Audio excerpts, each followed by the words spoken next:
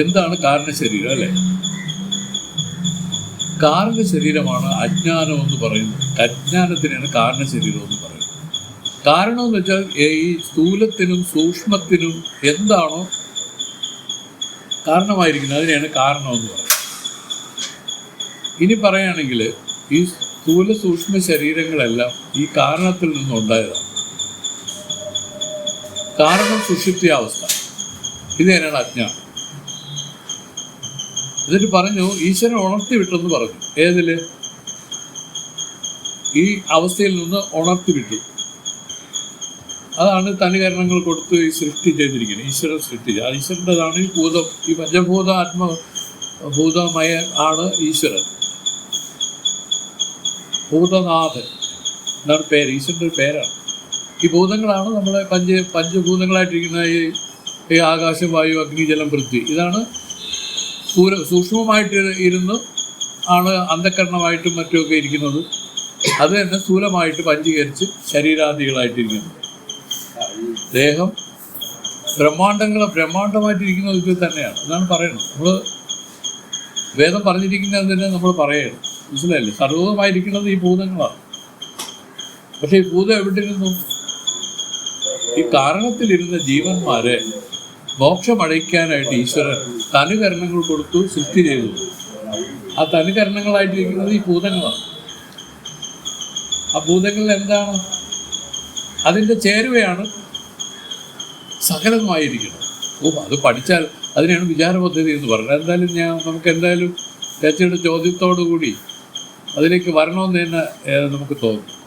കാരണം വിചാര പദ്ധതി അതിൽ എല്ലാവരും ഇല്ലെന്ന് ഞാൻ നോക്കുമ്പോഴേ നമ്മൾ അലക്ഷ്യം വരരുത്. അലക്ഷ്യം വന്ന ആദ്യത്തെ ക്രിയയുടെ എനിക്കാണ്. മനസ്സിലായി? എപ്പോഴും നമ്മൾ കേൾക്കുന്നത് നിങ്ങൾക്ക് മാത്രമല്ല, അത് നമ്മളെയും ബാധിക്കും. അപ്പം അതുകൊണ്ടാണ് സൂക്ഷിച്ചൊക്കെ ഉണ്ടെങ്കിൽ ഇത് തീയിൽ ചാടണമെങ്കിൽ അതിൻ്റെതായ രീതിക്ക് പ്രിക്കോഷനോട് കൂടിയ ചാടാവെന്ന് പറയുമ്പോൾ എല്ലാം നമ്മൾ വിചാരിക്കുന്ന എഫക്റ്റ് അല്ല ഇതിനൊന്നും. മനസ്സിലായി? അത് ആദരവോടുകൂടി കേൾക്കുക, അതിനെ മനസ്സിലാക്കാൻ ശ്രമിക്കുക. അങ്ങനെയുള്ള അധികാരികൾക്ക് ഇത് പറഞ്ഞു കൊടുക്കാനാണ് വിധി. അപ്പോൾ ആ അധികാരത്തെ ഇതിൽ വരാൻ വേണ്ടിയിട്ടുള്ള പരിപാടികളാണ് ആദ്യം വേദം പറഞ്ഞു പോയിക്കൊണ്ടിരിക്കുന്നത്. അതിനാണ് കർമ്മകാണ്ഡം, ഉപാസനകാണ്ഡമൊക്കെ കൊണ്ടുവന്ന് വെച്ചിരിക്കുന്നത്. ഇതിനാണ് ഓരോ വിധികളാണ്. എങ്ങനെയാണ് ഒരു ഗൃഹസ്ഥൻ എങ്ങനെയാണ് അവൻ്റെ സ്വധർമാനുഷ്ഠാനം ചെയ്ത് അവൻ ആത്മജ്ഞാനി ആകേണ്ടത് എങ്ങനെ, അത് പറഞ്ഞിട്ടുണ്ട്. ഓരോരുത്തർക്കും ഓരോ രൂപത്തിലാണ്. അവരവരുടെ വർണ്ണാശ്രമ ധർമ്മങ്ങളെ ഈശ്വരാർപ്പണ ബുദ്ധിയിൽ ചെയ്ത് ചിത്തശുദ്ധി ഉണ്ടാക്കി ജ്ഞാനത്തിലേക്ക് വരണം. അപ്പോൾ വർണ്ണാശ്രമ ധർമ്മങ്ങളായിരിക്കും. ഗൃഹസ്ഥൻ്റെ വർണ്ണാശ്രമ ധർമ്മം വേറെയാണ്, ബ്രാഹ്മണന് വേറെയാണ്, ക്ഷത്രിയന് വേറെ, വൈശ്യന് വേറെ, ശൂദ്രന് വേറെ. പക്ഷെ അവരവരുടെ വർണ്ണാശ്രമ ധർമ്മങ്ങൾ ഈശ്വരാർപ്പണ ബുദ്ധിയിൽ ചെയ്താൽ എല്ലാവർക്കും ജ്ഞാനത്തിലേക്ക് വരാനും പറ്റും. അതാണ് ഇപ്പം നമ്മൾ പറഞ്ഞ ചോദ്യം. ഇതാണ് കാരണ ശരീരം, ഇതാണ് അവിദ്യ. ഈ കാരണത്തെപ്പറ്റി പറയുമ്പോൾ മഹാമേരു പോലെ വാണ്ടക്കെട്ടുകൾ ഈ കാരണശരീരത്തിൽ നിക്ഷിപ്തമായിരിക്കുകയാണ്. ഒരാൾ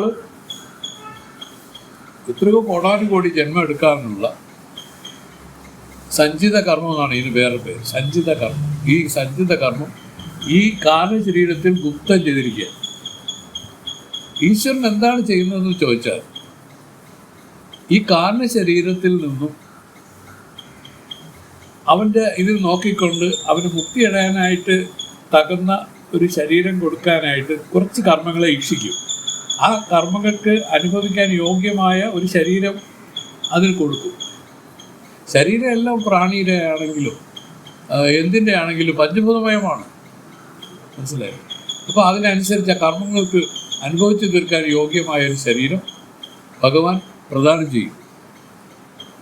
അങ്ങനെയാണ് നമ്മളെല്ലാം വരുന്നത്. അപ്പോൾ അതുകൊണ്ടാണ് സൃഷ്ടിക്ക് മുമ്പ് ബിംബെന്നൊക്കെ പിന്നെ പറയുന്നത്. സൃഷ്ടിക്ക് മുമ്പ് എങ്ങനെ ഇരുന്നു എന്ന് ചോദിച്ചാൽ അതിന് അവർ പറയുന്നത് ബ്രഹ്മമായിരുന്നു എന്നാണ്.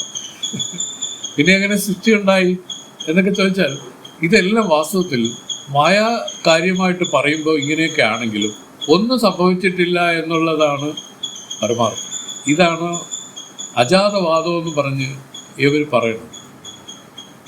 എന്തെങ്കിലും ഒന്നും ജനിച്ചു എന്ന് പറഞ്ഞാൽ അതിനൊരു ശാശ്വതമായ നിലനിൽപ്പോ ഒരു സത്യത്വമോ വേണ്ടേ?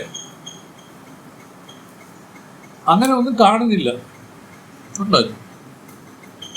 എല്ലാം ഉണ്ടായി കുറച്ചു നേരം നിന്ന് ഇല്ലാതാവുന്നു. സമുദ്രത്തിൽ തിരയുണ്ടായി കുറച്ചു നേരം നിന്ന് ഇല്ലാതാവുന്നു. ഇതുപോലെ ഒരു പ്രതിഭാസം മാത്രമാണ്. വാസ്തവത്തിൽ ഒന്നും സംഭവിക്കുന്നില്ല. പ്രതിഭാസം സത്യമല്ലല്ലോ, ആണോ? പക്ഷെ സത്യം സമുദ്രമാണ്. സമുദ്രം സത്യം. പക്ഷെ അതിൽ വന്ന തിരയൊക്കെ ഈ പറഞ്ഞ കണക്ക് ജനിച്ചെന്ന് വെച്ചാൽ തിര അതിനു മുമ്പ് എന്തായിരുന്നു? സമുദ്രമായിരുന്നത്. ആ തിര ഇത് ഭയങ്കര ഫിലോസഫിയാണ് ഈ പറയണത്. ബുദ്ധിപരമായിട്ട് ചിന്തിക്കാനും കൂടെ ആണ് പറയുന്നത്. അപ്പോൾ തിര ജനിക്കുന്നതിന് മുമ്പ് എന്തായിരുന്നു? സമുദ്രമായിരുന്നു. ജനിച്ചപ്പോൾ അതിന് ഒരു നാമരൂപം കൈക്കൊണ്ടത് തിരയെന്ന് വ്യവഹരിക്കുകയാണ്. വാസ്തവത്തിൽ അത് സമുദ്രം തന്നെ. അപ്പം ഇതാണ് നമുക്ക് കാണാനുള്ളത്. ഇത് സമുദ്രമെന്ന് കാണണം. നമുക്ക് ഇപ്പം നമ്മൾ കാണേണ്ടത് ഇത് ബ്രഹ്മമാണെന്നറിയണം. മനസ്സിലായി? പിന്നെ ഉള്ള കാര്യം അവർ പറഞ്ഞു തന്നു, ഇതൊരു പ്രതിഭാസമാണ്, അല്ലെങ്കിൽ ഇത് കേവലം ഒരു വിവർത്തമാണ്, ഇത് വാസ്തവമല്ല. ഇത് അങ്ങനെ ഇരിക്കെ നമ്മളിത് വാസ്തവമെന്ന് കരുതി ഇതിൻ്റെ പിന്നാലെ പോകുന്നത് കൊണ്ട് കുഴപ്പമൊന്നുമില്ല. ഈ ജന്മം വൃഥായി പോകുന്നു, വേറെ കുഴപ്പമൊന്നുമില്ല. വൃഥായി പോകുന്നു മാത്രമല്ല, ആ കാരണ ശരീരത്തിൽ നിന്ന് ഈശ്വരൻ്റെ ഉദ്ദേശം നടക്കുന്നുമില്ല. ഈശ്വരൻ്റെ ഉദ്ദേശം എന്താണ്? ഇത്രയും മഹാവീര് പോലിരിക്കുന്ന ഈ കർമ്മങ്ങളെ നിന്ന് കുറച്ച് കർമ്മത്തെ എടുത്ത് ഒരു മനുഷ്യജന്മം കൊടുക്കണമെന്ന് വെച്ചോ. അപ്പോൾ അതിലിരുന്ന് അനുഭവിക്കാൻ പാകത്തിനുള്ള കുറച്ച് കർമ്മങ്ങളുമായിട്ടാണ് ഓരോരുത്തരും ജനിച്ചിരിക്കുന്നത്. ഇതെന്താണ് ചെയ്യാനുള്ളതെന്ന് ചോദിച്ചാൽ, ഇതിനെ വിവേകിച്ച് ഇതിൻ്റെ ആ ദുഃഖത്തെ തിരിച്ചറിഞ്ഞ്, ഇത് വിഷമമാണെന്ന് തിരിച്ചറിഞ്ഞ് ഇതിൽ നിന്ന് രക്ഷപ്പെടാൻ എന്തെങ്കിലും ഉപായമുണ്ടോ എന്ന് ആരാഞ്ഞ് സദ്ഗുരുക്കന്മാരെയൊക്കെ പോയി കണ്ട് മുക്തി അടഞ്ഞോട്ടെ എന്നുള്ള ഉദ്ദേശത്തിലാണ്. ഇതാണ് വേദത്തിൻ്റെ ഒരു വാചകമാണ് നമ്മൾ പറഞ്ഞത്. മനസ്സിലായി? ഇതിൽ നിന്ന് മുക്തി അടഞ്ഞോട്ടെ, ആ ജീവൻ എന്നേക്കുമായ ശാശ്വതാനന്ദത്തിലേക്ക് അത് എത്തിപ്പെട്ടോട്ടെ എന്നുള്ള ഉദ്ദേശത്തിൽ ഈശ്വരൻ ചെയ്ത ഒരു സൃഷ്ടിയാണ് നമ്മളിപ്പോൾ ഈ അനുഭവിക്കുന്നത്. ഇത് ഈശ്വര സൃഷ്ടിയായതുകൊണ്ടാണ് ഇതിന് സത്യം പോലെ നമുക്ക് തോന്നിക്കൊണ്ടിരിക്കുന്നത്. ജീവൻ ചെയ്തിരിക്കുകയാണ് ഒരു സൃഷ്ടി. അതെന്തിനാണ്? ഇതിനെല്ലാം വെച്ചുകൊണ്ട് എൻ്റെത് എന്നുള്ള ഭാവത്തിൽ അതും സൃഷ്ടി ചെയ്തിരിക്കുകയാണ്. ആ ജീവസൃഷ്ടിയാണ് നമ്മുടെ അന്തരംഗത്തിലിരിക്കുന്നത്. പക്ഷെ ഈശ്വര സൃഷ്ടി നിർദോഷിയാണെന്ന്. ഈശ്വര സൃഷ്ടി ഒരു ജീവനെ ദുഃഖിപ്പിക്കുന്നില്ല എന്നാണ് പറയുന്നത്.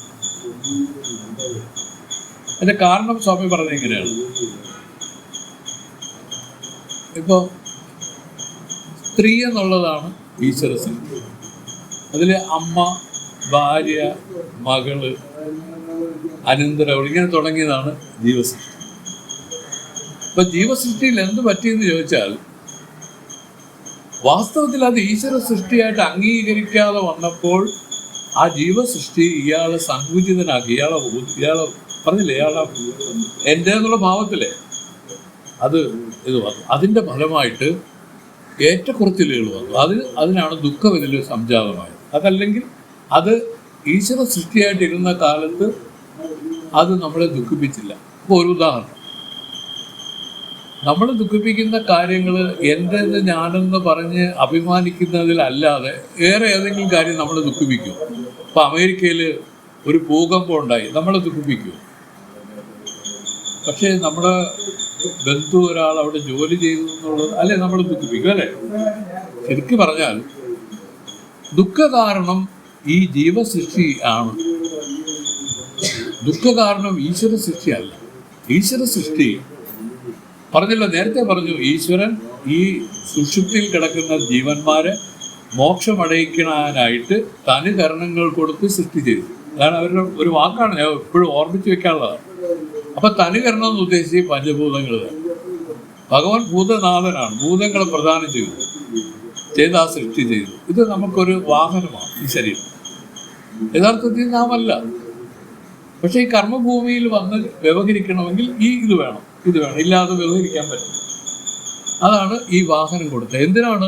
സുഖദുഃഖങ്ങളെ വേർതിരിച്ചറിഞ്ഞ് ഈ സുഖവും ദുഃഖവും ഭഗവത് സമർപ്പണം ചെയ്ത് ആനന്ദമായിട്ടിരിക്കാനുള്ള ആ വിദ്യ കരസ്ഥമാക്കാനാണ്. അതാണ് ആത്മവിദ്യ.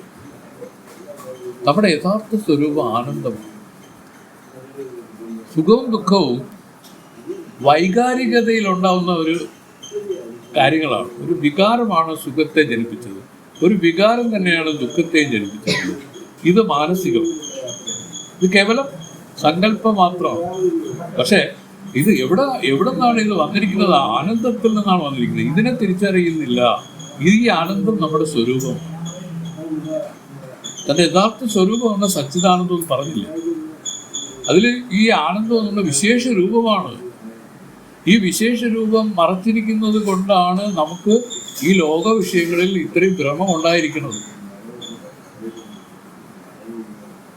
മഹത്തുക്കളെല്ലാം ആ നിരതിശയ ആനന്ദത്തിൽ പോയി വീണിട്ട് അവരില്ല കുടിച്ച് മത്തനായവരെ പോലെ ഇരിക്കണം. അവർക്ക് ലോകവും ഇല്ല, ദേഹവും ഇല്ല, ഒന്നുമില്ല. കുടിക്കുന്നവരുടെ പ്രത്യേകത അറിയാം. അവർക്ക് ഈ ഇതൊക്കെ ശരീരബന്ധം പോയതാണ്. ബുദ്ധി മരവിച്ച്, അങ്ങനെ ബുദ്ധി മരവിച്ച് ഈ കഞ്ചാവും ചെറുസും ഒക്കെ അടിക്കുന്നവരും ഈ സ്ഥലത്ത് തന്നെയാണ് നിൽക്കുന്നത്. പക്ഷെ അവർക്ക് അതുകൊണ്ട് പ്രയോജനമില്ല. ഇതും വിവേകം കൊണ്ട് ഈ സ്ഥലത്ത് വരണം. മനസ്സിലായില്ല? വിവേകം കൊണ്ട് വരണമെങ്കിൽ ശ്രുതി സമ്മതമായ വിചാരണ ഇതിലുണ്ടാവണം. വാസ്തവത്തിൽ ശ്രുതി എന്താണ് പറഞ്ഞിരിക്കുന്നത്, വാസ്തവത്തിൽ എന്താണിത് എന്ന് ഒന്ന് തിരിഞ്ഞ് ശ്രദ്ധിച്ച് നോക്കിക്കഴിഞ്ഞാൽ വേദത്തെ കാണാം. വേദം പറഞ്ഞിരിക്കുന്നതിലൂടെ കണ്ടാൽ നമുക്ക് തൻ്റെ യഥാർത്ഥ സ്വരൂപത്തിൽ ഇരിക്കാൻ പറ്റും. തൻ്റെ യഥാർത്ഥ സ്വരൂപം സച്ചിദാനന്ദം. അതിന് സത്ത് ആർക്കും പറഞ്ഞിട്ടില്ല. ഇപ്പോൾ കഴിഞ്ഞ ക്ലാസ്സിലൊക്കെ ഇവിടെ പറഞ്ഞ കാര്യമാണ്. സത്താണ് ഉണ്മ. ഉണ്ടേ എന്നൊരു ഉണ്മ. ഇതെല്ലാം ഉണ്ടേന്ന് തോന്നുന്നില്ലേ? അതെവിടെയാണ് തോന്നുന്നത്? ഈ ഉണ്മയിലാണ്. വാസ്തവത്തിൽ താനാണ്. ഉണ്ടെന്നുള്ളത് അത് പിന്നീടാണ് അതിൽ നാമരൂപമായിട്ട് വേറെ കാണുന്നത്. അതിനു മുമ്പ് ഈ സത്ത ഇതിൽ പ്രകാശിച്ചുകൊണ്ടിരിക്കുന്നതായിട്ട് നമ്മൾ കാണണം. അങ്ങനെയല്ലേ സ്വാമി നമ്മുടെ രമണ ഭഗവാൻ പാടിയത്? ഉള്ളതല ഉള്ള ഉണർവുള്ളതോ, ഉള്ളലറ ഉള്ളത്തെ ഉള്ളതാൽ, ഉള്ള മെനു ഉള്ള പൊരുൾ ഉള്ള ലെവൻ, ഉള്ളത്തെ ഉള്ളപടി ഉള്ളതേ ഉള്ളലുള്ള. ഇതിൽ വേറെ ഒന്നുമില്ല. ദൈവങ്ങളും ഇല്ല, വിഷ്ണുവും ഇല്ല, ആരുമില്ല. ഉള്ളത് ആ ഉണ്മ. അതാണ് ആത്മാവിൻ്റെ പ്രഥമ രൂപം, ആദ്യ രൂപമാണ്. സത്ത് ആർക്കും പറഞ്ഞിട്ടില്ല. ജ്ഞാനിക്കും സത്ത് പറഞ്ഞിട്ടില്ല. അതിന് ചിന്മയ സ്വാമി ഞങ്ങൾക്ക് പറഞ്ഞത്, ഇവിടെ നീ ഉണ്ടോ എന്ന് ചോദിച്ചാൽ നിനക്ക് സംശയമുണ്ടോ? നീ ഉണ്ടോ എന്നുള്ളതിൽ നിനക്ക് സംശയമുണ്ടോ? സംശയം ഉണ്ടെങ്കിൽ പറയാം. ചന്ദ്രൻ, നീ അവിടെ ഉണ്ടോ? ഉണ്ട്. നീ ഏതിനെ നോക്കിക്കൊണ്ടാണ് നീ ഉണ്ടെന്ന് പറഞ്ഞത്? ഈ ശരീരത്തെ നോക്കിയാണോ പറഞ്ഞത്? മനസ്സിനെ നോക്കിയാണോ? എന്തിനെ നോക്കിയാണോ പറഞ്ഞത്? നീ അത് പറയാത്ത ഒരു സത്യമാണ്. ഇതാണ് ഉണ്മ. ഇതാണ് ഞാനെന്ന് നമ്മൾ അനവരതം പറഞ്ഞുകൊണ്ടിരിക്കുന്നത്. ഇതിനെയാണ് ഞാൻ. ചേച്ചി ശ്രദ്ധിക്കാനുള്ള ഒന്നുമില്ല. ഇവിടെ വേണ്ടത്, അധികാരിക്ക് വേണ്ടത് ജിജ്ഞാസ, ശ്രദ്ധ, ഭക്തി. അതിൽ ജിജ്ഞാസ എന്ന് പറയുന്നത് ക്യൂരിയോസിറ്റി എന്ന് മാത്രം പറഞ്ഞാൽ പോരാ. ഇതിനെ അറിയണമെന്നുള്ള തീവ്രമായ ഇച്ഛ. ഇതാണ് മുമുക്ഷുത്വം എന്ന് ഇതിൽ പറഞ്ഞു. അതാണ് ജിജ്ഞാസയായിട്ട് പറഞ്ഞത്. അപ്പോൾ ഏതെങ്കിലും ഒരു കാര്യത്തെ അറിയണമെങ്കിൽ നമുക്ക് ഏറ്റവും പ്രധാനമായി വേണ്ടത് അത് അറിയണമെന്നുള്ള ഇച്ഛയാണ്, അല്ലേ? അല്ല അറിയാൻ പറ്റുമോ? ആ ഇച്ഛ കൂടി നിൽക്കുന്ന ഒരു സ്റ്റേറ്റാണ്. ഇതാണ് മുമുക്ഷുത്വം. അല്ലെങ്കിൽ പറയും ഇത് അവർ പറഞ്ഞ ജിജ്ഞാസു അധികാരി. അങ്ങനെയുള്ള അധികാരികൾക്കാണ് ഇത് പറഞ്ഞു കൊടുക്കേണ്ടത്. അങ്ങനെ പറഞ്ഞു കൊടുത്താൽ ആ അധികാരിത്വം ഉള്ളവരിൽ ഇത് അനുഭവിച്ചറിയാൻ സാധിക്കും. എന്ത് പറഞ്ഞു? ഈ കാണുന്ന ശരീരമാണ് അവിദ്യാ ഉടൽ. അവിദ്യാ ഉടൽ എന്ന് തമിഴ് ശാസ്ത്രജ്ഞന്മാർ പറഞ്ഞത് അവിദ്യാ ഉടൽ. അങ്ങനെ ഉണ്ട് കുറേ, ഞാൻ പറഞ്ഞു. അപ്പോൾ ഈ അവിദ്യാ ഉടലാണ് നമുക്ക് ഇനി എത്രയോ ജന്മങ്ങൾ എടുക്കാനുള്ള വിത്തുകൾ ശേഖരിച്ച് വെച്ച് ഒരു ഭണ്ഡാരമായിട്ട് ഇതിനെ പറയും. വലിയ ഒരു ഭണ്ഡാരമാണ്. മഹാമേരു പോലെ ഉണ്ടെന്നാണ്. മഹാമേരു ഓളം അത്രയും വലിപ്പത്തിനാണ് ഇതിരിക്കുന്നത്. പക്ഷേ സ്വാമി ചിന്മയ സ്വാമി പറഞ്ഞത്, ഇത് ഇങ്ങനെ ആണെങ്കിലും ജ്ഞാനത്തീ ഇതിലോട്ട് വീണാൽ ഇത് എരിഞ്ഞ് ഭസ്മമായി പോകും. എത്ര വലിയ വലിയ ഭാണ്ഡക്കെട്ടുകളാണെങ്കിലും ഇത് പഞ്ഞിക്കെട്ടുകളാണെന്നാണ് സ്വാമിയുടെ വാദം. എന്തുകൊണ്ട്? ജ്ഞാനത്തിയുടെ മുമ്പിൽ ഈ പഞ്ഞിക്കെട്ടുകൾക്ക് നിൽക്കാൻ പറ്റില്ല. അതാണ് ഇതിൻ്റെ പ്രത്യേകത. അപ്പോൾ നമ്മൾ എന്തിനാണ് ചെയ്യേണ്ടത്? ഈ സഞ്ചിത കർമ്മത്തിനെ നശിപ്പിക്കണം. ഈ സഞ്ചിത കർമ്മമാണെങ്കിലോ എത്രയും ജന്മം എടുക്കാനുള്ള വിത്ത് ശേഖരിച്ച് വെച്ചിരിക്കുന്ന പോലെ ഇരിക്കുകയാണ്. പക്ഷേ ഇതിൽ നിന്ന് ഒരു കുറച്ചെടുത്ത് ഈശ്വരൻ നമുക്കൊരു ശരീരം പ്രദാനം ചെയ്തിട്ട് അതിലിരുന്ന് നീ മുക്തിയടഞ്ഞ് വരാൻ വേണ്ടി ശാസ്ത്രങ്ങളും ശ്രുതികളും എല്ലാം തന്ന് ഈ ലോകത്തെയും തന്ന് ഇതിൽ അനുഭവിച്ചറിയേണ്ട കാര്യങ്ങൾ വിവേകിച്ച് നോക്കേണ്ടത് എല്ലാം തന്ന് വിട്ടിരിക്കുകയാണ്. നമ്മൾ ഇനി ചെയ്യാനുള്ള എന്തിനാണ്? വിവേകിച്ചറിയണം. ഇത് മുമ്പേ ഗമിക്കും ബഹു ഗോവുതൻ്റെ പിമ്പേ ഗമിക്കും ബഹു ഗോക്കളല്ല. ഈ രൂപത്തിലാണ് നമ്മളിപ്പോൾ ജീവിക്കുന്നത്.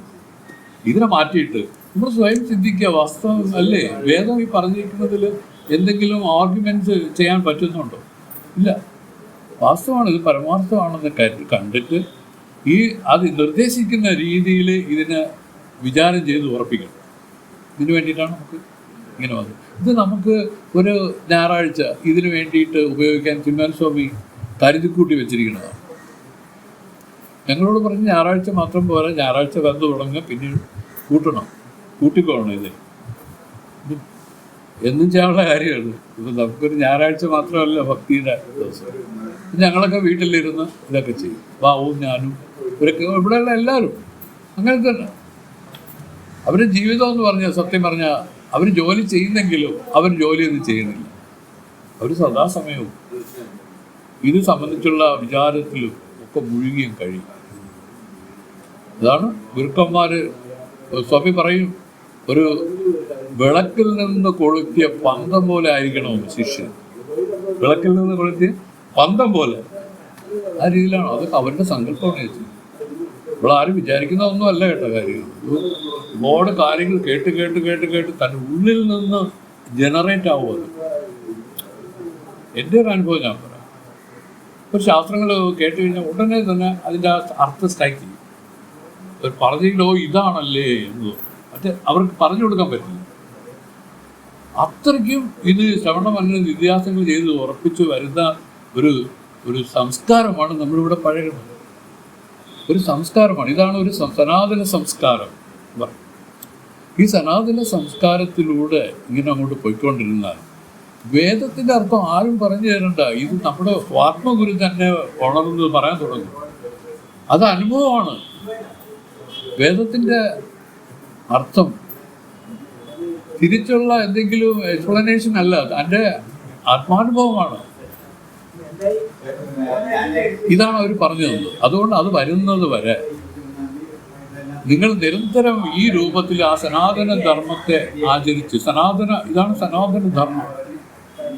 കേൾക്കുക, പറയുക, ചിന്തിക്കുക, ഇങ്ങനെ ഒരു ജീവിതം ഇത് നടത്തുക. പിന്നെ ഇതിനിടയ്ക്ക് എന്താണ് വിഷയം വേണ്ടത്? ഇത്തിരി ആഹാരം വെച്ചിടണ, അത്രേ പാടുള്ളൂ. പിന്നെ വേറെയൊക്കെ എന്തെങ്കിലുമൊക്കെ ജന്മനാലുള്ളത് കുഴപ്പമൊന്നുമില്ല. ഇത് ധനവാനായിരുന്നു നമ്മുടെ ജനക മഹാരാജാവ്, രാജാവായിരുന്നു അദ്ദേഹത്തിന് ജ്ഞാനം ബാധിച്ചില്ലല്ലോ. അപ്പം ധനമൊന്നും അധികമുള്ളത് കൊണ്ട് ജ്ഞാനത്തിന് ദോഷമൊന്നുമില്ല. പക്ഷേ അദ്ദേഹത്തിൻ്റെ മെയിൻ ശ്രദ്ധ ഈ ആത്മവിചാരത്തിലായിരുന്നു. അദ്ദേഹത്തിന് ഒരുപാട് ഗുരുക്കന്മാരുണ്ടായിരുന്നു. ഈ ജനക മഹാരാജാവ് അഷ്ടാവക്രമുനി ഉണ്ടായിരുന്നു. ഒരു പ്രധാന ഗുരു ആരായിരുന്നു? യാജ്ഞവൽക്കരായിരുന്നു. അദ്ദേഹത്തിന് ഗുരുക്കന്മാർ ഒരുപാടുള്ള ഒരു രാജാവായിരുന്നു ജനക മഹാരാജ്. അതിൽ ഒരാൾ ഇർക്കുവേദം പഠിപ്പിച്ചു, ഒരാൾ സാമവേദം പഠിപ്പിച്ചു, ചില ഉപനിഷത്തുകൾ പഠിപ്പിക്കുന്ന ചില ആളുകളുണ്ടായിരുന്നു. അഷ്ടവക്രമുനി അത് വേറൊരു രീതിയിൽ പഠിപ്പിച്ചു. ഇതിനിടയ്ക്ക് അദ്ദേഹത്തിൻ്റെ ആഗ്രഹം എങ്ങനെയും യാജ്ഞവൽക്കരെ ഗുരുവായി വരിക്കണം. ഇതൊരാഗ്രഹം, തലശലായ ആഗ്രഹമാണ്. അപ്പം അദ്ദേഹം ആലോചിച്ചു, ഗുരുക്കന്മാരെല്ലാം എതിർക്കാൻ പാടില്ല, എതിർത്തപ്പോൾ കേട്ടോ. നമ്മളിപ്പോൾ ഒരു കാര്യം പറയുന്നത് എല്ലാവരുടെയും പിന്നെ ഹിതം അതുപോലെ ആവണം, അല്ലാതെ ഒരു എതിർപ്പ് ഇതിൽ വരരുതെന്ന് ഉദ്ദേശിച്ച അദ്ദേഹം നല്ല ബുദ്ധിമാനാണ് ജനമഹാരാജ്. അത് ആലോചിച്ചു എന്ത് ചെയ്യാം. അപ്പോൾ പിന്നെ കണക്ക് യാജ്ഞവൽക്യ സ്വാമികളെ കൂടെ ഗുരുവായിട്ട് എനിക്ക് സ്വീകരിക്കണമെന്ന് അവരോട് പറഞ്ഞാൽ അവരുടനെ പറയും, അതെന്തിന്? യാജ്ഞവൽക്കരാര് അയാൾ പറഞ്ഞ ഞങ്ങൾ പറഞ്ഞു തരാം, ഞാൻ പറഞ്ഞു തരാം, നിനക്ക് ഏതാണ് സംശയം ചോദിച്ചു, അത് ഞാൻ പറഞ്ഞു തരാം, ഇങ്ങനെ പറയും. അങ്ങനെ പറയുമ്പം രാജവൽക്യ സ്വാമിയെ വരിക്കാൻ പറ്റും. വരിക്കാൻ ഗുരുവായി വരിക്കുക എന്നുള്ളതാണ് അദ്ദേഹത്തിൻ്റെ ഒരേ ഒരു ആഗ്രഹമാണ്, ഭയങ്കര ആഗ്രഹം. അങ്ങനെ ഇതപ്പോൾ അദ്ദേഹം ഒരു ബുദ്ധി പ്രയോഗിച്ചു. എല്ലാവർക്കും അറിയാം അല്ലേ, അറിയാമോ? ആ ബുദ്ധി എന്തിനാണെന്ന് വെച്ചാൽ അദ്ദേഹം ഒരു വിളംബരം ചെയ്തു. അതിനു മുമ്പേ അദ്ദേഹത്തിൻ്റെ ഗുരുക്കന്മാരെ എല്ലാം വിളിച്ചു വരുത്തിയിട്ട് പറഞ്ഞു, നമുക്കൊരു ആധ്യാത്മിക സത്രം നടത്താം. അതിൽ ഉന്നതന്മാരായിരിക്കുന്നവർക്ക് സ്വർണം ദാനം ചെയ്യാം, പശുക്കളെ ദാനം ചെയ്യാം. പശു തന്നെ കുളമ്പിലും ഇവിടെയൊക്കെ കൊമ്പിലുമൊക്കെ സ്വർണം കിട്ടിയ പശുക്കളെയൊക്കെ ദാനം ചെയ്യാം എന്നൊക്കെ പറഞ്ഞപ്പോൾ അത് കൊള്ളാമല്ലോ. കാരണം ഇവർക്ക് കിട്ടുമല്ലോ അത്. ഗുരുക്കന്മാരാണെങ്കിലും അവർ ഇതിലൊക്കെ ആഗ്രഹമുള്ളവരാണ്, അത്ര അങ്ങോട്ട് വന്നിട്ടില്ല, യാജ്ഞവൽക്കരെ പോലെ അല്ല. അത് നടക്കട്ടെ ജനകൻ, അത് സാരമില്ല.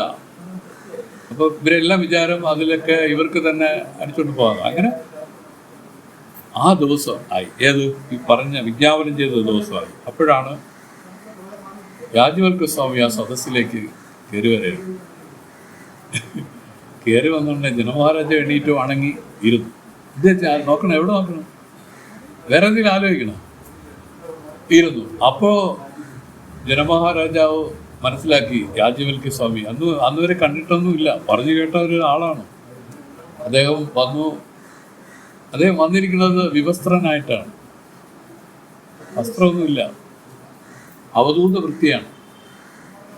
അത് മാത്രമല്ല, അവിടെ സന്നിഹിതരായിരിക്കുന്ന സന്യാസിനിയമ്മമാരുണ്ട്, അവരെല്ലാം വിവസ്ത്രരാണ്, വസ്ത്രമൊന്നുമില്ല.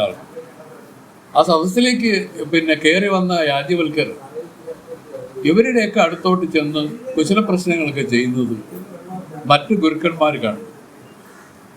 അപ്പോൾ അത് ഒരു നല്ല നടപടിയല്ല എന്നുള്ള രൂപത്തിലൊക്കെ അവരുടെ ഇടയിൽ ആക്ഷേപങ്ങളുണ്ട്. അപ്പോൾ എന്താണ് ഇവിടുത്തെ പരിപാടി എന്നൊക്കെ ചോദിച്ചു. അപ്പോൾ പറഞ്ഞു, ഇവിടെ ഈ സന്നിഹിതരായിരിക്കുന്ന ഇവരിൽ ആരാണോ ശ്രേഷ്ഠൻ അവർക്ക് ഈ കാണുന്ന ഈ പശുക്കളെല്ലാം അഴിച്ചുകൊണ്ട് പോകാം. ആര് പറഞ്ഞു? ജനമഹാരാജ പറഞ്ഞു, കൽപ്പന ഇട്ടു. ഇവിടെ ഇരിക്കുന്നതിൽ ഏറ്റവും ശ്രേഷ്ഠനായിരിക്കുന്ന ഒരു മഹാത്മാവിന് ഈ പശുക്കളെല്ലാം കൊണ്ടുപോകാം. അപ്പം എല്ലാവരും ആ സമയത്ത് കുനിഞ്ഞിരിക്കുകയാണ്. അതായത് മറ്റ് ഗുരുക്കന്മാരെല്ലാം കുനിഞ്ഞിരിക്കുക. എല്ലാവർക്കും ആഗ്രഹമുണ്ട്, പക്ഷേ എനിക്കത് വേണമെന്നുള്ള ആ ഒരു ഇത് പ്രകടിപ്പിച്ച് കുറഞ്ഞു പോവോ കൊച്ചാവോ എന്നൊരു വിഷമത്തിൽ എല്ലാവരും കുനിഞ്ഞിരിക്കുകയാണ്. യാജ്ഞവൽക്യ എല്ലാവരെയും നോക്കി ഇങ്ങനെ, അത് ഒരു ജാള്യതയില്ല. എല്ലാവരും നോക്കി, എല്ലാവരും കുനിഞ്ഞിരിക്കുന്നത്, ആർക്കും വേണ്ടേ എന്നൊക്കെ ആലോചിച്ചിട്ട് അദ്ദേഹം എണീറ്റ് അദ്ദേഹത്തിൻ്റെ കൂടെ വന്ന ശിഷ്യന്മാരോട് പറഞ്ഞു, ഈ പശുക്കളെ എല്ലാം അഴിച്ച് ആശുപത്രി കൊണ്ട് കെട്ടണം. ആദ്യം പറഞ്ഞതാണ്, പശുക്കളെ കൊണ്ട് ആശുപത്രിയിലോട്ട് കെട്ടാൻ പറഞ്ഞ ഉടനെ തന്നെ ഈ കുനിഞ്ഞിരുന്ന ഗുരുക്കന്മാരെല്ലാം നോന്നു. നീ ആരുടാ എന്നായി. ഇതിൽ ശ്രേഷ്ഠൻ ആരാണെന്നുള്ള ചോദ്യത്തിന് നീ ശ്രേഷ്ഠനാണെന്ന് സ്വയം കൽപ്പിച്ചു. ആര് പറഞ്ഞു നീ ശ്രേഷ്ഠനെന്ന്? അങ്ങനെ ഇവരുടെ ഇടയിൽ ഭയങ്കര വഴക്ക്. ഈ സമയത്ത് മഹാരാജാവിന് അറിയാം വലിയ ഒരു സംഭവം ഇവിടെ നടക്കുമെന്ന് അറിയാം. അതൊക്കെ സൂത്രത്തിൽ ഒഴിഞ്ഞങ്ങ് നിന്നു. ആരെ പക്ഷവും ചേർന്നില്ല. ജനകന്റെ പക്ഷം ചേർന്നില്ല, അല്ലല്ലോ യാജ്ഞവൽക്യന്റെ പക്ഷവും ചേർന്നില്ല, മറ്റവരുടെ പക്ഷവും ചേർന്നില്ല. അങ്ങനെ നിന്നപ്പോൾ കാണാം ഇവരുടെ കലശലായ വഴക്കായി. അപ്പോൾ ഒരാൾ ചോദിച്ചു, ഞാൻ പറയുന്ന ചോദ്യത്തിന് നീ ഉത്തരം പറയുകയാണെങ്കിൽ, പറഞ്ഞില്ലെങ്കിൽ നിന്റെ തല 7 ആയിട്ട് പൊട്ടിത്തെറിക്കും. അങ്ങനെ ഇങ്ങനെ ഭയങ്കര വീരവാദങ്ങൾ പറയാറ്. അപ്പോൾ യാജ്ഞവൽക്യര് ശാന്തമായിട്ട് പറഞ്ഞു, അതിന് ചോദ്യങ്ങൾ ചോദിച്ചില്ലല്ലോ, ചോദിക്കും. അങ്ങനെ ആദ്യത്തെ ആൾ ചോദിച്ചോണ്ട് അതിന് കുറിക്കൊരു മറുപടി കൊടുത്തു. അയാൾ അവിടെ ഇരുന്നു, അയാൾ തോറ്റു. രണ്ടാമത് വേറൊരാൾ പറഞ്ഞു, ഞാൻ ചോദിക്കുന്ന ചോദ്യത്തിന് ഉത്തരം പറഞ്ഞില്ലെങ്കിൽ നിനക്ക് അങ്ങനെയാ ഇങ്ങനെയാവും എന്നൊക്കെ പറഞ്ഞു. അപ്പോഴതിനും പറഞ്ഞു, നിങ്ങൾ ചോദിച്ചില്ലല്ലോ, ചോദിച്ചു, അതിനും ആൻസർ പറഞ്ഞു. ആൻസർ പറയുന്നതോടുകൂടി അവർ ഇരിക്കുകയാണ്, അവിടെ ഇരുന്നു. ഏറ്റവും ഒടുവിൽ എത്രയോ പേര് ഇങ്ങനെ ഇരിക്കുകയും ചെയ്തതിന് ശേഷം ഏറ്റവും ഒടുവിൽ ഒരാൾ ഭയങ്കര കുഴപ്പക്കാരനാണ്. അയാൾ എണീറ്റു. നീ വലിയ മിടുക്കനാ ചമഞ്ഞെങ്ങനെ നിൽക്കുകയാണല്ലേ, ഞാൻ ഇപ്പോൾ നിന്നോട് 2 ചോദ്യം ചോദിക്കും, അതിന് നീ മറുപടി പറയണമെന്ന് പറഞ്ഞു. ചോദിക്കാമോ? ചോദിച്ച ഉടനെ തന്നെ അതിൻ്റെ കറക്റ്റ് ആൻസർ പറഞ്ഞെങ്കിലും അയാൾ ഇരുന്നില്ല. അയാൾ വിദണ്ഡവാദം കൊണ്ട് അതിനെ തടഞ്ഞു. വിദണ്ഡവാദം വെച്ചറിയാം എന്തിനാണ്. ജ്ഞാനകാന്ഡ ശ്രുതികളെ കർമ്മകാന്ഡ ശ്രുതികൾ കൊണ്ട് ഖണ്ഡിക്കുന്നതിനെയാണ് വിദണ്ഡവാദം. അതായത് ജ്ഞാനകാന്ഡത്തിലെ ശ്രുതി എങ്ങനെയാണ് അത് നിൽക്കുന്നത്, അതിനെ ഖണ്ഡിക്കാൻ വേണ്ടി ഈ കർമ്മകാന്ഡത്തിന് എടുത്തുകൊണ്ട് വരും. അത് ചെയ്തുകൂടാ, നിയമമല്ലത്. അപ്പോൾ യാജ്ഞവൽക്കർ പറഞ്ഞു ഇത് ശ്രുതി വിരുദ്ധമാണ്, ഈ ചോദ്യം തന്നെ ശ്രുതി വിരുദ്ധമാണെന്ന് പറഞ്ഞു. അങ്ങനെ 1 ആയി 2 ആയി 3 ആയി 4 ആയി അങ്ങനെ എത്ര 20 പ്രാവശ്യം. ഇപ്പോഴത്തേനും 19 ആയപ്പോഴത്തേനും അദ്ദേഹം പറഞ്ഞു എനിക്ക് സൂര്യഭഗവാനാണ് എനിക്ക് ഈ ജ്ഞാനോപദേശം തന്നത്. ആരോട് പറഞ്ഞു? ഈ തർക്കിച്ച ആ ഗുരുവിനോട്. അത് ജനമഹാരാജാവിന് അത് ഗുരുവാണ്. എനിക്ക് സൂര്യനാണ് ആത്മജ്ഞാനോപദേശം ചെയ്തിരിക്കുന്നത്. പക്ഷെ അദ്ദേഹം ഒരു കാര്യം കൂടെ എന്നോട് പറഞ്ഞു, വേറൊന്നുമല്ല, വിദണ്ഡവാദമൊക്കെ ചെയ്ത് നിങ്ങൾ നിൽക്കുന്നതിൽ എനിക്ക് വിരോധമില്ല. പക്ഷെ എൻ്റെ ഗുരുവിൻ്റെ ആജ്ഞ ഇങ്ങനെയാണ്, നിന്നെ എതിർത്ത് സംസാരിക്കുന്ന, ആദ്യം പറഞ്ഞ അങ്ങനെയല്ല, നിന്നെ എതിർത്ത് ആര് സംസാരിക്കുന്ന അപ്പോഴവനെ ഞാൻ തട്ടുവന്നു. ആര്? സൂര്യഭഗവാൻ ആദ്യമേ തന്നെ വരം കൊടുത്തു.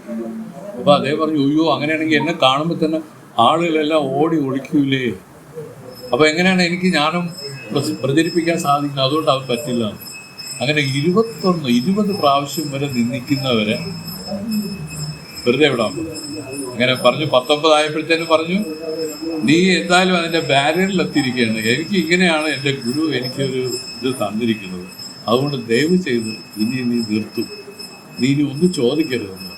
പക്ഷെ ഇയാൾ ഭയങ്കര അഹങ്കാരിയായിരുന്നു. ഇയാൾ ചോദിച്ചു, തല പൊട്ടിത്തെറിച്ചെന്നുണ്ടാകും. ആ ശാഖയിൽ വലിയ ശിഷ്യന്മാരുണ്ടായിരുന്നു. ആ ശാഖയിൽ അവരുടെ വലിയ ഗുരുവാണ് ഇദ്ദേഹം. എനിക്ക് ആ ശാഖയൊന്നും ഓർമ്മയില്ല. ഇത് വായിക്കുന്നവർക്കറിയാം. ഇതെല്ലാം അതിൻ്റെ ഗ്രന്ഥങ്ങളുണ്ട്. ഒരുപക്ഷെ ബാബുവിനൊക്കെ അറിയാം, അതൊക്കെ. കാരണം അവർക്ക് ഈ റൂട്ട് നമ്മളിതൊന്നും പഠിച്ചിട്ടില്ല. ഞാൻ പഠിച്ചതെന്ന് പറഞ്ഞാൽ അച്ഛൻ പറഞ്ഞ് കേട്ടതല്ല, വേറൊന്നും പഠിച്ചിട്ടില്ല. സ്വാമി പറഞ്ഞു, ഞാൻ കേട്ടു. പക്ഷെ കേട്ടതല്ല, കുറേയൊക്കെ ഓർമ്മയിൽ ഇങ്ങനെ നിൽക്കും. ഒരുപാട് ബുക്കുകളൊന്നും വായിച്ചില്ല. അങ്ങനെ ഇവിടെ സംഭവിച്ചത് എന്താണ്, ഇയാളുടെ തലയൊക്കെ പൊട്ടിത്തെറിച്ച് എവിടെയൊക്കെ ആയിപ്പോയി പോലും. ഒടുവിൽ ആർക്കും ഒരു വിഷമവും ഉണ്ടായില്ല. എന്തെല്ലാം സംഭവിച്ചിട്ട് ഒരു വിഷമം ആർക്കുമില്ല. എല്ലാവരും ഹാപ്പി ആവേണ്ടി. അവസാനം അദ്ദേഹത്തിൻ്റെ ശിഷ്യന്മാര് തങ്ങളുടെ ഗുരുവിനെ സമാധി വെക്കണമെന്നുള്ള ഉദ്ദേശത്തിൽ അവിടെ തെറിച്ചിടുന്ന എല്ലും തലയോട്ടിയും അതും ഇതുമെല്ലാം പിറക്കി ഒരു ചാക്കിലിട്ട് നേരെ കൊണ്ടുപോവുകയായിരുന്നു. പറഞ്ഞില്ലേ, എന്നെ എതിർത്ത് 21 പ്രാവശ്യം എതിർക്കുന്നവന്റെ സർവനാശമാണ്. സർവനാശം വെച്ചാൽ അവന്റെ ഒരു അംശം പോലും കിട്ടൂല. കൊണ്ടുപോകുകയായിരുന്നു. കാട്ടിലൂടെയാണ് പോയത്. കള്ളന്മാർ കണ്ടു, ഈ കവർച്ചക്കാർ കണ്ടു. കവർച്ചക്കാർക്ക് അവർ തെറ്റിദ്ധരിച്ചു, ഇത് ഏതോ വലിയ വിലപിടിപ്പുള്ള എന്തോ കൊണ്ടുപോകണമെന്ന് പറഞ്ഞ് ഇവര് ഈ ശിഷ്യന്മാരെയൊക്കെ അടിച്ച് തള്ളിയിട്ടിട്ട് ഇതും കൊണ്ട് കടന്നു കളഞ്ഞു. സത്യം പറഞ്ഞാൽ അവർക്ക് സമാധി വയ്ക്കാൻ ഒരു തുണ്ട് എല്ല് പോലും ഇല്ല. അത്ര ദീനമായ ഒരു അവസാനമായിരുന്നു അത്. എന്താണ് ഇതിന് കാരണം? ഈ ജ്ഞാനത്തെ നിന്ദിച്ചാലുള്ള ഫലം പറയാണ്. ജ്ഞാനമെന്ന് പറഞ്ഞാൽ അത് നമ്മൾ വിചാരിക്കുന്ന ഒന്നല്ല. നമ്മളെ വിദണ്ഡവാദം എന്ന് പറയുന്നത് ഇതിനെ മറ്റു കാര്യങ്ങളെ കൊണ്ട് ഇതിനെ ഖണ്ഡിക്കുന്നതാണ്. അങ്ങനെ ഖണ്ഡിക്കാനായിട്ട് തുനിഞ്ഞ് പോകുന്നവരെ സംബന്ധിച്ച് എന്താ പറയും, ഒരു ജാഗ്രതയ്ക്ക് വേണ്ടി പറഞ്ഞതാണ്. പേടിയുണ്ടാവുന്നില്ലല്ലോ. നമ്മളിതൊക്കെ കേട്ടിട്ട് നമുക്കിത് നിന്ദിക്കാനോ എന്തെങ്കിലും തോന്നുന്നു. എങ്ങനെയാണ്? അപ്പോൾ അതിവിശിഷ്ടമായ ഒരു ജ്ഞാനമാണ് ഈ യാജ്ഞവൽക്കിൻ്റെത്. ആർക്ക് കിട്ടിയ? ജനമഹാരാജാവ്. അതോടുകൂടി ജ്ഞാനത്തിലേക്ക് കയറി കഴിഞ്ഞു. കാരണം ശരിക്കും പറഞ്ഞില്ലേ, ഇപ്പം ഗുരു ശിഷ്യന്മാർ ആണെങ്കിൽ പോലും എല്ലാ ഗുരുക്കന്മാരിൽ നിന്നും ഈ അനുഭവം ഉണ്ടാവണമെന്നില്ല.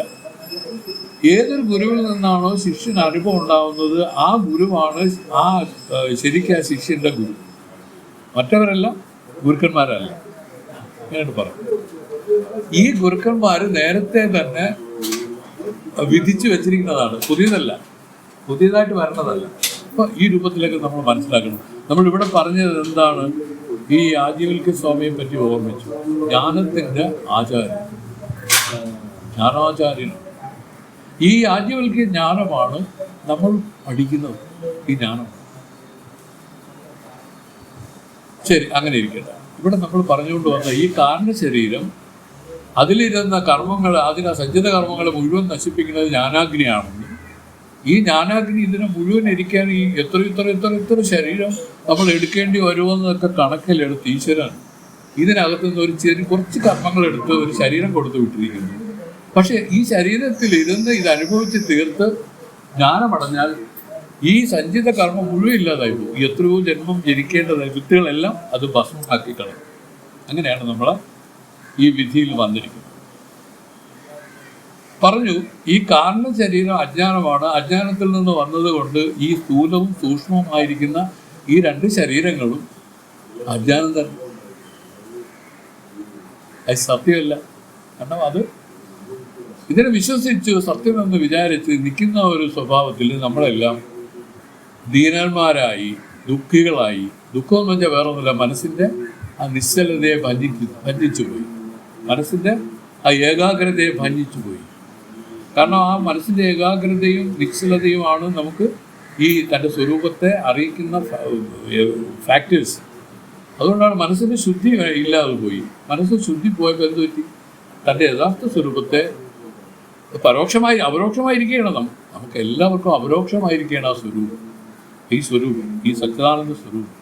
പക്ഷെ നമുക്ക് ഈ പറഞ്ഞ ഈ ദോഷം കൊണ്ട്, ഏത് ദോഷം? മനസ്സിൻ്റെ ചഞ്ചലത, അതുപോലെ മനസ്സിൻ്റെ അശുദ്ധി എന്ന് പറയുന്നത് ഇതാണ്. ഇതുകൊണ്ട് എന്ത് സംഭവിച്ചു? നമുക്കതിനെ ഗ്രഹിക്കാൻ പറ്റുന്നില്ല. കാരണം ഗ്രഹിക്കാൻ, അതിസൂക്ഷ്മമായ ഇതിനെ ഗ്രഹിക്കാൻ മനസ്സിന് വളരെയധികം പ്രത്യേകതകൾ വേണം. ബാലിശ മനസ്സിന് ഇത് ഗ്രഹിക്കാൻ പറ്റുന്നതല്ല. നമ്മൾ ഈ ലോക വിഷയത്തിൽ ദുഃഖിക്കുകയും സുഖിക്കുകയും ചെയ്യുന്നത് അവർ പറയുന്ന ഒരു ബാലിശമായ ഒരു കാര്യമാണ്. അത്രയുള്ളൂ. എന്നുവെച്ചാൽ ബുദ്ധി ഉറക്കാത്ത, വിവേകം തീരെ ഇല്ലാത്ത ഒരു പ്രവൃത്തിയാണ് നമ്മൾ നിരന്തരം ചെയ്തുകൊണ്ടിരിക്കുന്നത്. ഇതുകൊണ്ട് എന്ത് സംഭവിക്കുന്നു? മനസ്സ് നിശ്ചലമാവുന്നില്ല, മനസ്സ് ശുദ്ധി വരുന്നില്ല. ഈ രാഗദ്വേഷ മതമത്സരങ്ങൾ കൊണ്ട് എപ്പോഴും ഇത് മലിനമായി പൊയ്ക്കൊണ്ടിരിക്കുക. ഇതിൽ നിന്നാണ് ഗുരുക്കന്മാർ ആദ്യം പറഞ്ഞു, ഈ അറിവിൽ തോന്നുന്ന ഈ ജഗത്ത്, ആ ജഗത്തിന് ആദ്യം നമ്മൾ പറയുന്നത് തൻ്റെ ജീവശിഷ്ടമായ ജഗത്താണ്. പക്ഷെ മൊത്തം തന്നെ പറയണം. കാരണം ഈശ്വര പ്രളയത്തിൽ ഈശ്വര സൃഷ്ടി ഇല്ലാതാവും. ജീവപ്രളയം നിത്യമുള്ള സുഷുപ്തിയാണ് നമ്മുടെ ജീവപ്രളയം. ജീവപ്രളയത്തിൽ ആർക്കെങ്കിലും ഈ ലോകത്തെ പറ്റിയോ തന്നെ പറ്റിയോ മക്കളെ പറ്റിയോ ഓർമ്മ ഇല്ല. കാരണം അതൊരു പ്രളയമാണ്. അതിൽ ഈ ജീവസൃഷ്ടി ഇല്ലാതായി. ജീവസൃഷ്ടിയെ ഇല്ലാതാക്കി ഭഗവാൻ ദിവസവും കാണിച്ചു കൊടുത്തുകൊണ്ടിരിക്കുന്നത്. എന്തിനാണ്? ജ്ഞാനമടഞ്ഞ് ഇതിൽ മുക്തി അടയാൻ വരാൻ വേണ്ടി. ഇതിൽ ഈ പ്രകൃതങ്ങളെല്ലാം ആരാണോ സൂക്ഷിച്ച് നിരീക്ഷിച്ച് ആ വിവേകത്തോടും കൂടി ഇതിൽ നിൽക്കാൻ സാധിക്കുന്ന അവർക്ക് ജ്ഞാനമുണ്ടോ? അല്ലാത്തവർക്കൊന്നും ജ്ഞാനമൊന്നുമില്ല. ജ്ഞാനമെന്ന് പറയുന്നത് ഈ പറയുന്ന ആനന്ദത്തിൽ അവർ ചെന്ന് വീഴുമെന്നാണ്.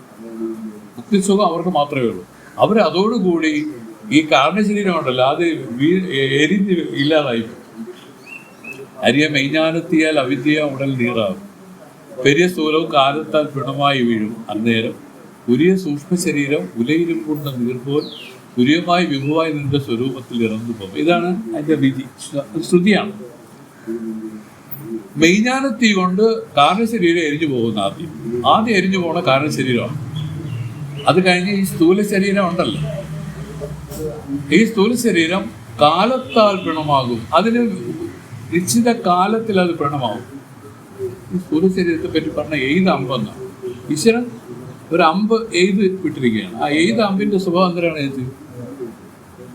അതിൽ ആ ശക്തി തീരുമ്പോൾ അത് പതിക്കും അല്ലേ? അതുവരയ്ക്കും അത് പൊയ്ക്കൊണ്ടേയിരിക്കും. ശക്തി തീർന്നുകൊണ്ടേ അവിടെ പതിക്കും. ഇതാണ് നമ്മുടെ സ്ഥൂല ശരീരം. അത് എയ്ത ഒരു അമ്പ് പോലെ ആ സൂക്ഷ്മ ശരീരമാണ് ഈ 17 അവയവങ്ങളോടുകൂടി നിൽക്കുകയാണ്. ഇതാണ് പോവുകയും വരികയും ചെയ്യുന്നത്. ഇതിലാണ് ശരീരങ്ങൾ പിന്നെ പലതായിട്ട് വരുന്നത്. മനസ്സിലായില്ലേ? അപ്പം മൂലമായിരിക്കുന്നത് എരിച്ച് കളഞ്ഞ് ആദ്യം ജ്ഞാനം കൊണ്ട് എരിച്ച് കളഞ്ഞ് ഈ പ്രാരബ്ധ ശരീരം കൂടെ ഇല്ലാതായാൽ ഈ സൂക്ഷ്മ ശരീരം ഈ സ്വരൂപത്തിൽ തന്നെ പോയി ഇല്ലാതായി പോകും. സ്വരൂപത്തിൽ ഇറന്ന് ഇല്ലാതാവും. അത് ഒരു പഴുപ്പിച്ച ഇരുമ്പില് ജലം വീണ എങ്ങനെ? ജലത്തിന് ആ ഇരുമ്പ് കുടിച്ചെന്ന് പറയാം അല്ലേ? അങ്ങനെയല്ലേ പറയാം? നല്ല ജ്വലിച്ച് നിൽക്കുന്ന ഒരു ഇരുമ്പ് കഷ്ണത്തിൽ ജലം ഒഴിച്ചാൽ എന്ത് സംഭവിക്കും? ജലം ഇല്ലാതായി എന്നല്ല പറയണം. ജലം അത് കുടിച്ചെന്നാണ് പറയുന്നത്. ഒരു സ്വരൂപത്തിൽ ചെന്ന് അത് ചേർന്ന് കളയും. ഇങ്ങനെയാണ് പൂർണ്ണമായും ഈ മുക്തി ഇതിൽ കൈവരുന്നത്. അപ്പോൾ ഇതിൽ നമുക്ക് നിൽക്കുന്ന ഈ സൂക്ഷ്മ ശരീരമാണ് 17 അവയവങ്ങൾ. ഇതാണ് മനസ്സൊക്കെ ഇതിൽ വരും. അല്ല വൃത്തികളൊക്കെ അതിൽ വരും. മനസ്സിലായില്ലേ? ഇതാണ് ലോകാന്തരം പോകണത്. ഈ സാധനം പ്രാണനോട് ചേർന്നത് സഞ്ചരിക്കും. കഴിഞ്ഞ ക്ലാസ്സിൽ നമ്മൾ ഇതിനെപ്പറ്റി കുറേ പറഞ്ഞു. സൂക്ഷ്മ ശരീരമാണ് ഇങ്ങനെ ഒരു വേലയിൽ നിന്ന് വേറെ വേലയിലേക്ക് ഒരു പുഴു ഇങ്ങനെ കിടക്കുന്നത് പോലെ ഒരു കാല് ഇവിടെ വെച്ച് മറ്റേ കാല് അതിൽ വെച്ചത് കിടക്കുന്നതിൻ്റെ ഇടയ്ക്കുള്ള ഗ്യാപ്പില്ലേ, അതാണ് നമ്മളെ മരണവപ്പുറം. കാരണം അങ്ങൂല്ല ഇങ്ങൂല്ല നിൽക്കുകയാണ്. ഇതാണ്. അപ്പം അത് കഴിഞ്ഞ് അത് ഒന്നിലോട്ട് കടന്നിട്ട് നമ്മൾ അറിയുക പോലും ഇല്ല. നമ്മൾ എങ്ങനെ ഇരുന്നോ അതുപോലെ അവിടെ ഇരിക്കുമെന്നാണ്. കാരണം നമുക്ക് ഓർമ്മ പോലും വരില്ലത്. നമ്മളിങ്ങനെ ആയിരുന്ന ആളാണെന്നും നമ്മൾ മരിച്ചു പോയതൊന്നുമില്ല. അതാണ് അവർ പറയേണ്ടത്. ഈ ഫാക്ട്സിനെയാണ് അവർ നമുക്ക് പറഞ്ഞ് മനസ്സിലാക്കി തരുന്നത്.